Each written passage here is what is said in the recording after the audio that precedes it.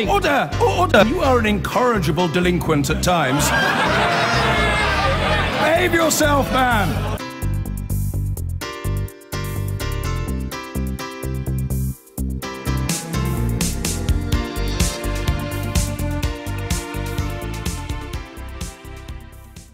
Well, we heard earlier about Mark Carney's concerns about the Trump administration's approach to international trade, and the president-elect's nominees for his administration's highest economic posts have wasted no time in setting out their plans to overhaul existing trade deals. Those comments came as Mr. Trump acknowledged concerns over a conflict of interest between his presidency and his business empire, tweeting that he'll leave the company. So what does that mean? Our Washington correspondent Kylie Morris joins us now. Kylie. Well, John, I'll come back to that if I can. Firstly, these economic appointments. After a campaign where you'll remember Donald Trump took aim at big money and accused Wall Street of getting away with murder, his words, he's appointed a hedge fund manager and former Goldman Sachs banker to be his Treasury Secretary. That's Steve Mnuchin. His commerce appointee, Wilbur Ross, is a billionaire known as Mr. Bankruptcy, who built his fortune buying bankrupt businesses and then flipping them. But the bad news for the Bank of England is, as you say, indeed, he wants to overhaul America's trade deals, starting by throwing out the bad ones.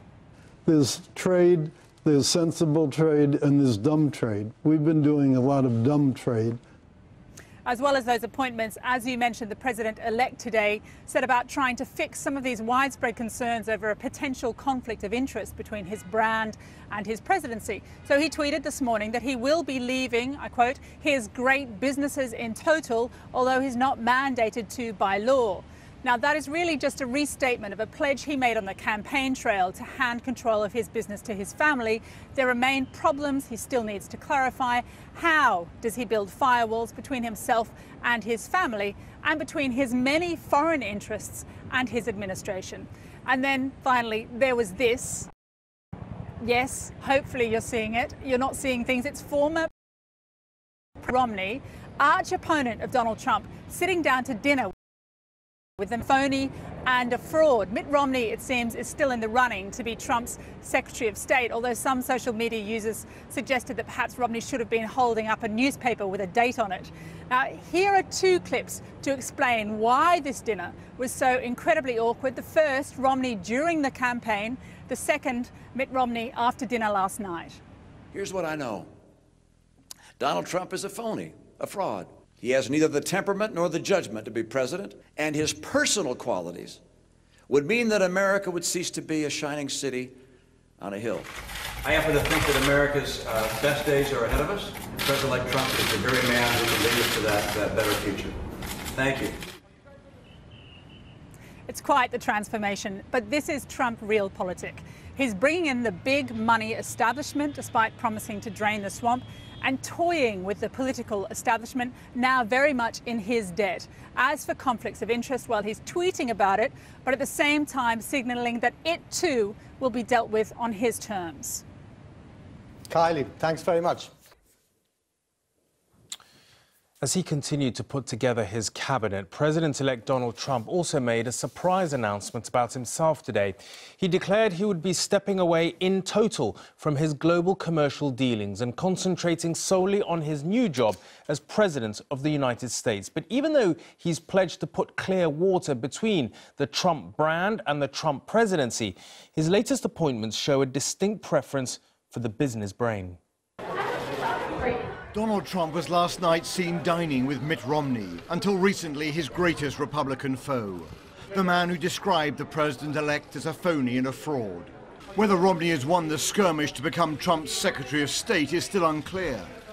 But the appointments so far to the Trump cabinet are still a startling departure from the populist anti-Wall Street message of the campaign. The establishment has trillions of dollars at stake in this election, for those who control the levers of power in Washington. And yet, in the supreme irony of this transition, Trump is appointing consummate insiders to the key jobs, including Wall Street veterans. Most notably this man, his Treasury Secretary, Steven Mnuchin. Our number one priority is tax reform. He spent 17 years at Goldman Sachs. And his Commerce Secretary will be the billionaire Wilbur Ross, a specialist in buying and selling struggling companies. But at the heart of the unease about this emerging presidency isn't just the appointments that Trump is making. It is the very question of how a business tycoon can serve in the Oval Office without major conflicts of interest. Trump has promised today to separate himself from his business empire, in all likelihood handing over authority to his children. He tweeted, "I will be leaving my great business in total in order to fully focus on running the country. While I am not mandated to do this under the law, I feel it is visually important, as president, to in no way have a conflict of interest." But experts say the Trump presidency could quickly become an ethical disaster zone. The White House is going to be a school for scandal. But he seems to be signaling he's going to let his kids manage the business. There's going to be some kind of a less formal stepping away. That's not good enough. And it's going to land us into this quagmire from day one, from before day one. It's amazing that we're talking about it now. Donald Trump owns or has a stake in an estimated 144 companies in 25 countries. Many are in politically sensitive places like Turkey, Israel, and the Philippines, nations he will of course have to deal with as president. Trump has just opened a new luxury hotel in Washington, just a few blocks away from the White House. Already foreign delegations are booking their rooms here, hoping to curry favor with the president-elect. Tomorrow, for the first time since his victory, Trump will return to the Midwest on a so-called thank you tour. It remains to be seen whether his supporters will soon have a case of voters' remorse once they see how far he is traveling from his populist promises to be the outsider's president. Robert Moore, News at 10, Washington. Drip, drip, drip. We're being fed news of Donald Trump's cabinet, and the shape of it is falling into place. One or two key positions are still to come, like Secretary of State. But if you could judge people by the company they keep, can we judge the forthcoming Trump era by the folks he has appointed? Is it a serious attempt to break with the past and get some unusual names with interesting ideas into the administration? Many fear it's the proverbial fruitcakes, loonies and closet racists, or even out-of-closet racists, to use a phrase applied elsewhere. Certainly, some billionaire buddies are getting jobs. But knee-jerk criticisms are one thing. Today, President-elect Trump confounded his critics by saying that he is going to cut himself off from all his businesses to devote himself fully to the presidency. Although detail on exactly how will follow, does the shape of the cabinet confound the critics too? Our diplomatic editor Mark Urban has been looking at the appointment.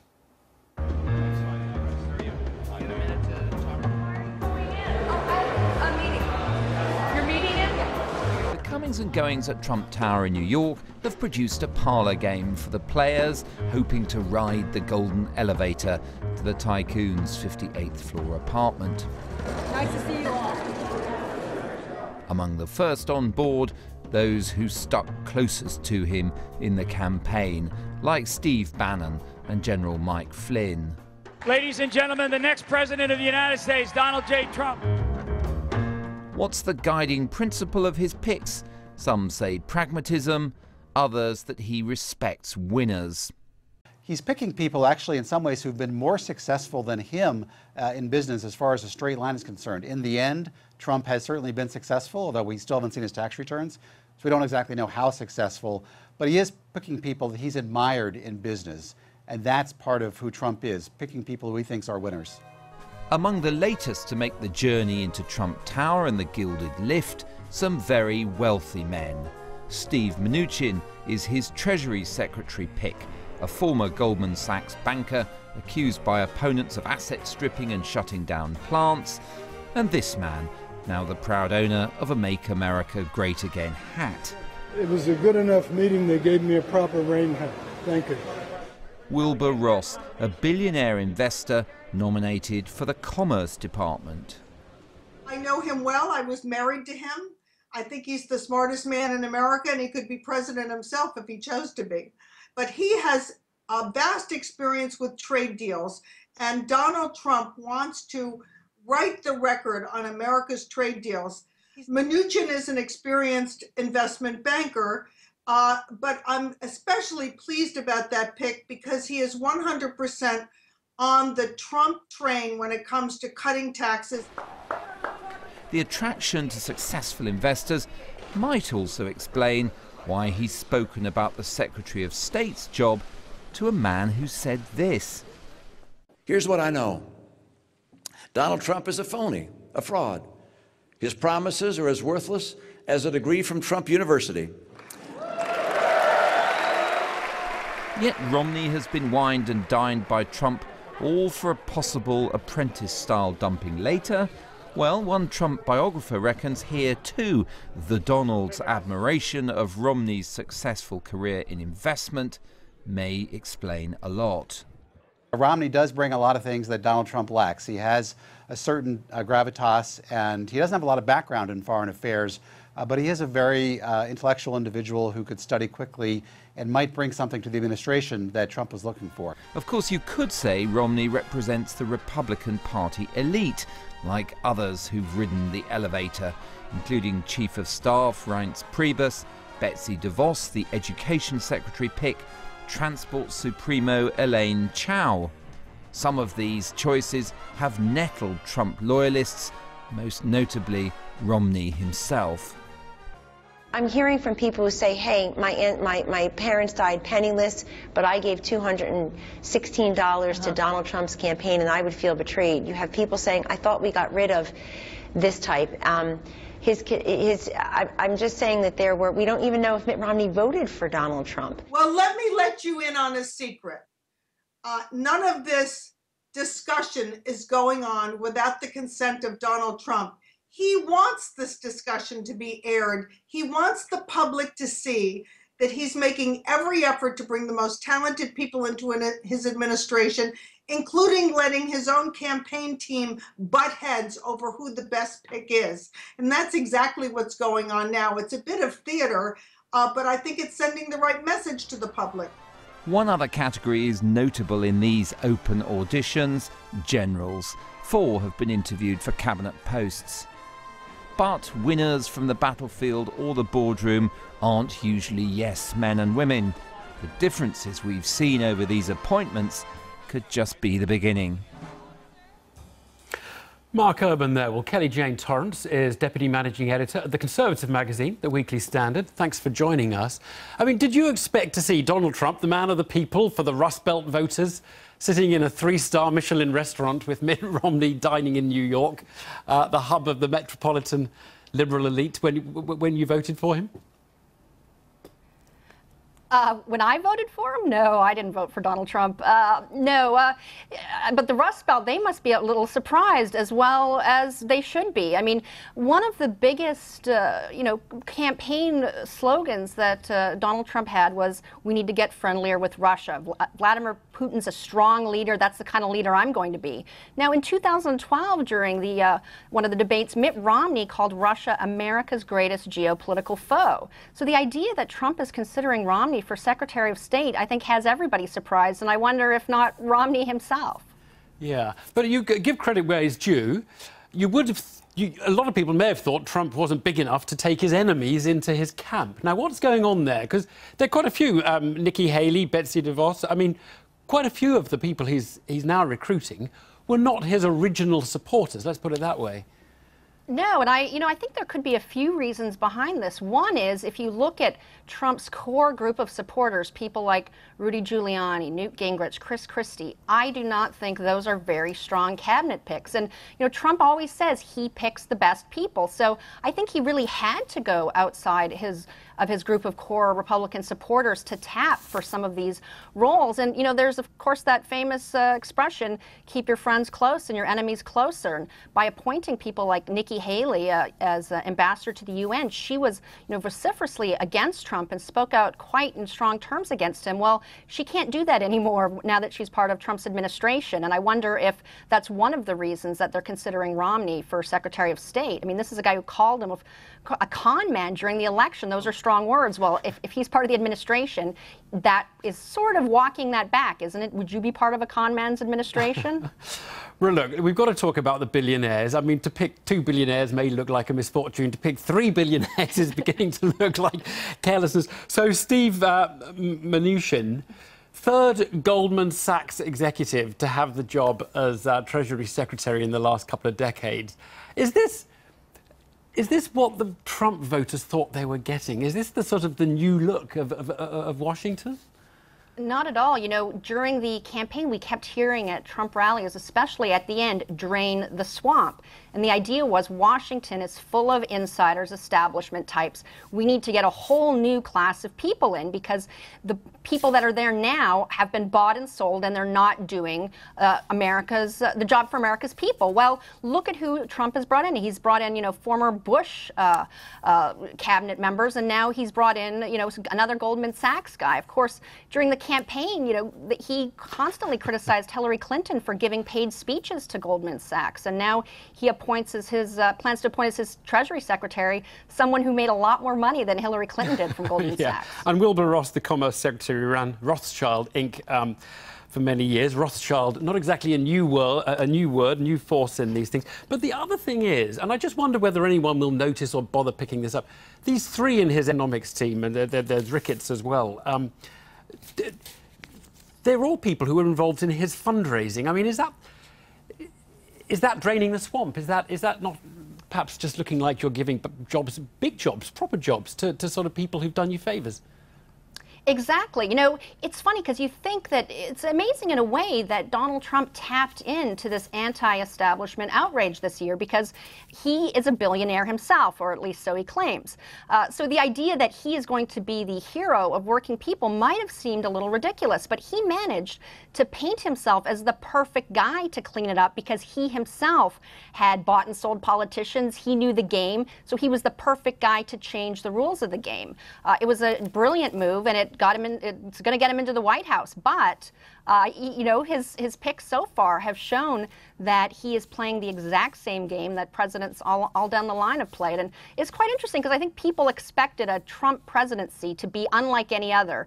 And I think we're starting to see it's looking pretty standard. It's looking like a lot of recent administrations so far. Could still look like it could still be very different. Kelly Jane Torrance, thanks very much indeed. Thanks for joining us. Well, let's move towards the foreign policy arena. The crucial appointment we're waiting for is Secretary of State. Dennis Ross was Special Middle East Coordinator for President Bill Clinton and advisor to President George H.W. Bush and President Obama, too. Thanks for joining us. Pleasure. Who would you like to see as Secretary of State? Well, I'd like to see someone who's serious. I'd like to see someone who has gravitas. I'd like to see someone who is understanding of America's role in the world and for us to be engaged, and that you really can't afford vacuums to emerge. So I was looking for a name. I was looking for a name. So, well, look, I mean, Mitt Romney would fit that bill. Mitt Romney would fit that. But Giuliani? I'm not so sure he would fit that. I think Petraeus would fit that for sure. Yeah. And those two names very much seem to be in the fray. I mean, early on it was clear that Giuliani seemed to be a favorite for this, and whether he is still a favorite remains to be seen. We're seeing a process that Donald Trump is, I think, trying to convey an image, at least, that he's seriously thinking about a range of different options, and he makes his choices and he makes his decisions, and nobody makes them for him. But I mean, it is taking quite a long time, and it does seem to be a bit fraught, and we've had his own campaign chief sort of denouncing the fact that he's considering Mitt Romney. I would say it almost looks a bit messy. Why is it so difficult for him, do you think? You know, it's hard to answer that because, again, he has approached the campaign and even the transition in his own way. And it's almost like Frank Sinatra's song, he'll do it his way. He'll do it, you know, my way. I think it's unprecedented to have someone so close to you as Kellyanne Conway out there seemingly leading a campaign against someone he's now talked to twice.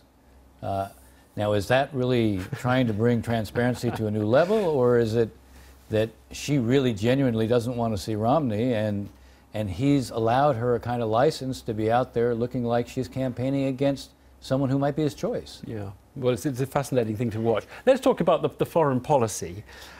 We should start on the Iran nuclear deal, because John Brennan, CIA director, today told the BBC, actually, that he thought this would be a huge act of folly to try and unwind that. I mean, would you agree with that for a start? Well, yeah, if this was a bilateral deal, you could say one thing. It's not a bilateral deal. This was the 5 permanent members of the Security Council plus Germany, who did a deal with Iran. So it means if the United States goes its own way, we're isolating ourselves. Right. So Europe might say, well, we're going to stick with the deal and, and we're not going to have sanctions against you. I think we should be pretty careful to be thinking about how do we isolate Iran, not how do we isolate ourselves. Now, that isn't to say that there isn't some room for Donald Trump as president to create greater pressures on Iran, to be more vigilant in terms of how they approach the deal, even to talk about sanctions for some of Iran's behaviors that are not immediately connected to the deal. For example, they have been testing ballistic missiles, even though it's no longer in violation of the Security Council resolution that superseded the previous ones. 2231, the Security Council resolution that superseded these previous ones, called on Iran not to do it, but they continue to do it. So there's certainly room there where he could increase our leverage and do it in a way that doesn't lose the other partners to the agreement. Now, look, we don't know what, in general terms, a Trump foreign policy is going to be, because the man shoots from the hip and he has a lot of things to say about a lot of things and he changes his mind. Do you think the world should brace itself for a period of American isolation? I think it's an excellent question, and I think anybody who feels that they have a definitive answer on that should be viewed with a high degree of caution. Humility is really the order of the day right now in terms of trying to predict exactly what Donald Trump will do. I think he has a set of instincts that would have the United States involved in the world, but largely on its own terms. He has a set of instincts where he clearly wants allies to pay more, to bear a bigger burden. Now, sharing the burden is not a new concept for the United States. Presenting it the way he did during the campaign begins to make it look like it's more of an isolationist tilt. But will he want to do that? I think one thing about Donald Trump that we've seen is he wants to be seen as being successful. And to the extent to which that might make him not look successful, I suspect that he would in fact back off, lean in a different direction. But I mean, if America went for a sort of more isolationist stance in the world generally, would that lead the Russians and the Chinese to kind of fill a vacuum and sort of just take more of an external, project more external power in the US absence? Well, let's put it this way. There's no saying that nature abhors a vacuum. I think what we've seen in foreign policy as well, in national security and international security, when there are vacuums, they will get filled. They won't be filled necessarily by the forces we want to fill them. I do think you'll see the Russians, who I think, and Putin in particular, who is driven by the desire to have Russia appear to be a dominant player on the global stage, you will certainly see them try to do more. Right. China, I think, is also interested in a sense, having its economic prowess reflected also with greater political recognition as well. So I would expect them to be somewhat more active in the face of what might appear to be an American degree of retrenchment. Look, last night on the programme we had an eminent Yale historian saying his fear, his sort of worst fear for a Trump presidency was that if things start going wrong, he'll find and make enemies because it distracts and it points blame elsewhere. And he said that is the worst thing and a sort of a feature that you see in populist administrations, basically. Do you think that is a danger under Trump? Well, to the extent to which what we've seen in him is someone who doesn't seem to be very prepared to accept blame for things that go wrong, that would be a concern that I think is legitimate to have. Now, having said that, he's not president yet. And will he behave differently as president? Will he understand that it carries a very different kind of responsibility? And part of being a leader is being seen as owning up to mistakes when they get made. I mean, we have looked at historic leaders on our side, and those who have fared the best have been pretty honest about saying, look, turns out we were wrong here. John Kennedy did not do himself a disservice when he took the responsibility for the Bay of Pigs, even though in truth he simply acted on what was the policy of Eisenhower. So I think that Donald Trump would do well to look at the lessons of history from that standpoint and find that actually that could end up making him appear to be a stronger leader rather than a weaker one. Ambassador Ross, Dennis Ross, thank you very much. My pleasure. Thanks. I've been getting away with it all my